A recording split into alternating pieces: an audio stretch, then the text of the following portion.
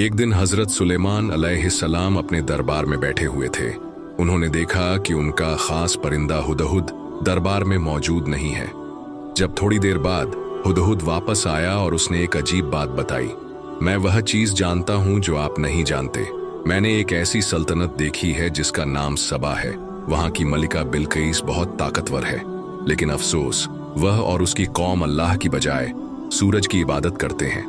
ये सुनकर हजरत सुलेमान अलैहिस्सलाम ने मलिका बिल्किस को एक खत भेजा जिसमें लिखा था, अल्लाह के नाम से जो रहमान और रहीम है, अपने लोगों पर जुल्म करना छोड़ दो और मेरे पास आकर इस्लाम कबूल करो। जब मलिका बिल्किस को यह खत मिला तो वह हैरान रह गई।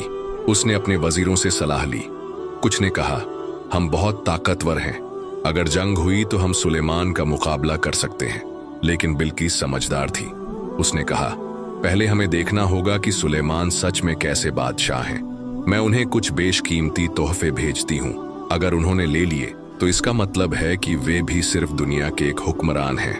लेकिन अगर उन्होंने इनकार कर दिया तो हमें समझना होगा कि वे अल्लाह के नबी हैं। जब ये तोहफे हजरत सुलेमान अलैहिस्सलाम के पास पहुंचे तो उन्होंने इन्हें ठुकरा दिया और ऐलान किया, अगर वह सरेंडर नहीं करती तो हम उसके खिलाफ ऐसी फौज लेकर जाएंगे जिससे वह लड़ भी नहीं सकेगी। ये सुनकर बिल्किस डर गई और खुद मिलने का फैसला किया। लेकिन इससे पहले कि वह वहां पहुंचती, हजरत सुलेमान अलैहिस्सलाम ने अपने दरबार में पूछा, कौन है जो मल्लिका के आने से पहले ही उसका तख्त मेरे पास ला सकता है? एक जिन्न बोला, मैं उसे लाकर दूंगा, इससे पहले कि आप अपनी सभा खत्म करें। लेकिन एक नेक इंसान आसिफ बिन बरखिया, जिनके पास अल्लाह का इल्म था, बोले, मैं उसे आपकी पलक झपकने से पहले ला सकता हूं।